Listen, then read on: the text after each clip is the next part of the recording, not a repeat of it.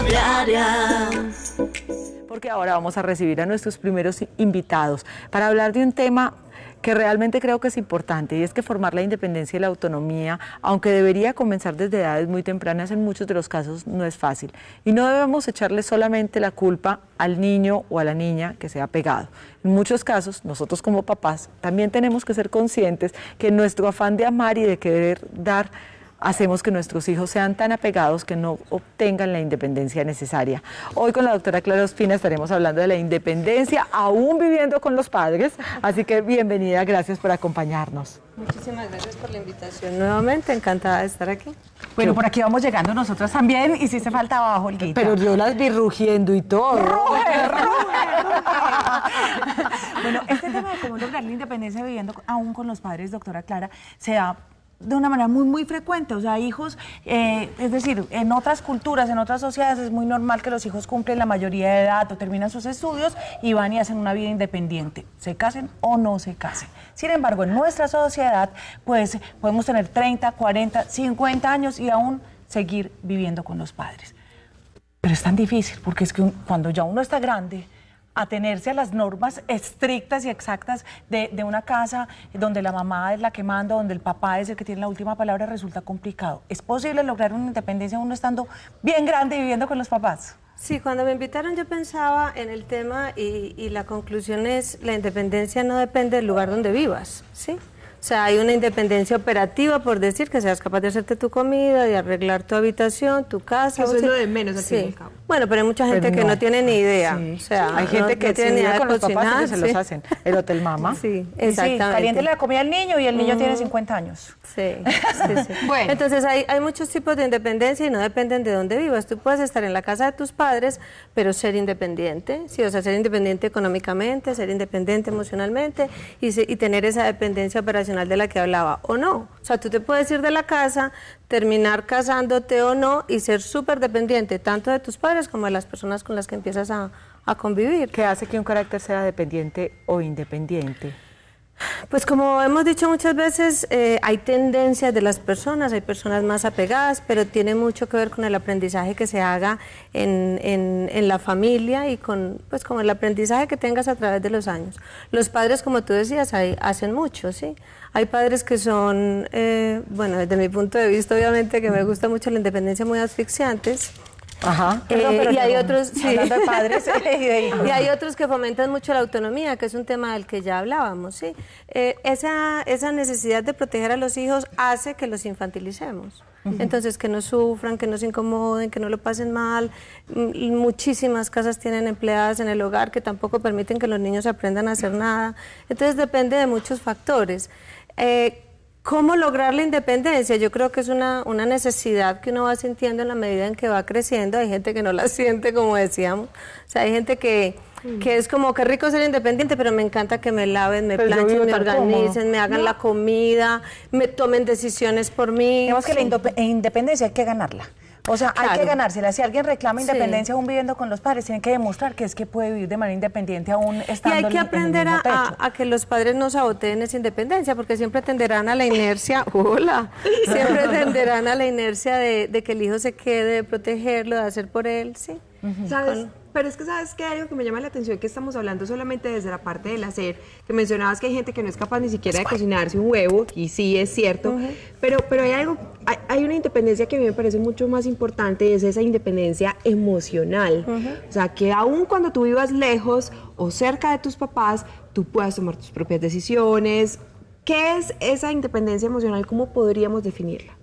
Es la autonomía que tú eres capaz de tener. Entonces tiene que ver con la seguridad que tienes en ti mismo, con el creerte capaz de hacer las cosas solo, de tomar tus decisiones, de afrontar los riesgos que tiene la vida, de afrontar los momentos buenos o difíciles. Por eso decía, hay parte que tiene que ver contigo misma y hay parte que tiene que ver con ese manejo que tus padres te hacen. Y hay que saber cómo empezar a ponerle límites a los padres. O sea, cuando tú quieres ser independiente y empiezas a trabajar por ello, hay que empezar a poner límites. Que es que eso no lo debes hacer. Bueno, pero yo lo quiero hacer, decido hacerlo y asumo las consecuencias, porque el problema es que los padres dicen, claro, y luego las consecuencias las asumo yo. ¿Sabes qué? Este tema partía como por alguna conversación que teníamos con personas que están pasando por esta etapa de la vida, que ya son profesionales, ya pasan de los 25 años, en fin, pero viven con los papás todavía. Entonces alguien decía, ay, ¿qué ha dicho un tatuaje? Pues hacételo. No, donde me hago un tatuaje me matan. Pero si tenés 26 años, o sea, ¿cómo te van a matar si tenés, pues ya hace rato sos mayor de edad? Sin embargo, uno sí nota que sí hay como, y también me parece bien en un sentido, o sea, si está viviendo con las papás hay que respetar de alguna manera sus normas, pero ¿hasta qué punto? ¿Cuál sería el límite? Yo creo que tenemos que hablar del respeto por la convivencia. En estos días en Facebook compartí algo que decía las normas de la convivencia y es, si no es suyo pídalo prestado, si lo coge devuélvalo, pues ese tipo de cosas. Entonces, en la convivencia obviamente si vives en la casa de otro tienes que vivir según los parámetros de esas otras personas, pero en lo personal, o sea, ya cuando hablas de tu cuerpo, tu profesión, tu trabajo, tu pareja, es algo que tú tienes que empezar a proteger.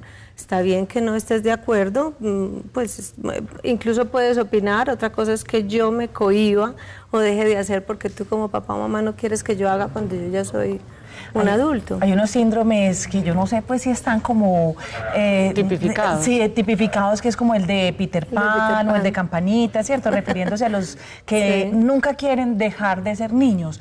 Hay en el fondo en estas personas adultas que aún no se independizan, algo de eso, un temor a crecer verdaderamente. Sí, y se ve mucho en consulta. Se ve mucho en consulta personas que dicen las relaciones de pareja no me funcionan, tenemos problemas, y cuando empiezan a describirlo es como una niña pequeña o un niño pequeño haciendo pataletas, pero ya en la vida adulta. Eso era lo que te iba a preguntar, porque normalmente pues estamos hablando de la dependencia de los padres, pero esa persona que tiene esa característica, ese rasgo de su personalidad, ¿no será que busca la misma dependencia de alguien cuando se casa o cuando busca una pareja? Sí, yo quisiera que no solo lo miraran como un rasgo de personalidad, porque entonces allí ya entras en el que soy así, ¿cierto? Soy así, muy difícil cambiarlo porque es que es mi personalidad.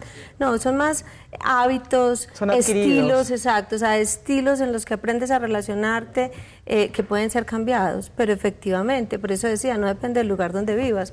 Tú puedes irte de la casa y empezar a depender de tu pareja. Sí, e incluso ya empiezas a depender por lado y lado. Sí, tienes dependencia de tus padres, pero la de tu pareja.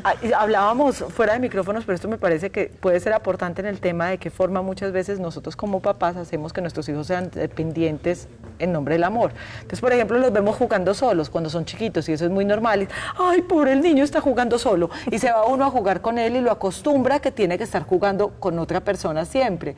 Y de esa forma, sin querer queriendo, lo va volviendo dependiente.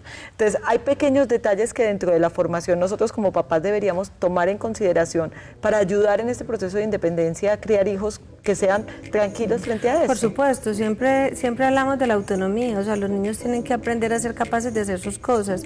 Hay, por ejemplo, en el colegio de mi hijo en estos días escuché, los niños a esta edad ya se tienen que bañar solos, porque todavía hay niños a los 6, 7 que los bañan los padres, ¿sí?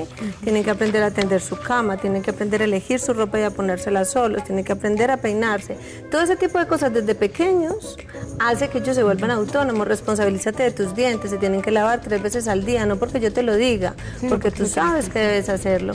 Ese tipo de pequeñas cosas hacen que se vayan responsabilizando. Lo que sí me preocupa un poquito es el tema de la manipulación de algunos padres también, porque el hecho de que un hijo decida irse a la casa o ser independiente no significa que sea un mal hijo o que no los quiera. Entonces sé que muchos padres manipulan a sus hijos, me vas a dejar sola, es que yo sola, entonces te vas a ir, claro, mejor los amigos que yo, y la sensación de un hijo, de uno sentir que le está como hijo, que le está fallando a los papás o a la mamá en particular, yo creo que es lo más duro que hay. Pero cuando tú sientes que le fallas es porque no has identificado que te están manipulando. Si tú identificas que eso es puro chantaje emocional, por el miedo a la soledad. Ajá, pero uno que sea muy, muy buen hijo. O sea, tengo un amigo muy cercano, en serio, muere por la mamá. Pero es el mejor hijo del mundo. Es el mejor hijo del mundo. Pero va a salir y la mamá empieza. Ah, claro, ya sabe ir a parrandear, quién sabe a qué hora llega. Claro, aquí me quedo yo sola, no hay problema, hijo. Y tiene casi 40. Y el hijo tiene casi 40 años y resulta que no se ha podido ir o no puede hacer absolutamente nada porque cada que se va o la mamá se enferma o le da algo o lo hace sentir mal. Como ya se sabe que es una manipulación, pero cómo separarse de esa... Es lo mismo que cuando tú dices que hacer hacer con un niño cuando empieza a hacer una pataleta, ¿sí?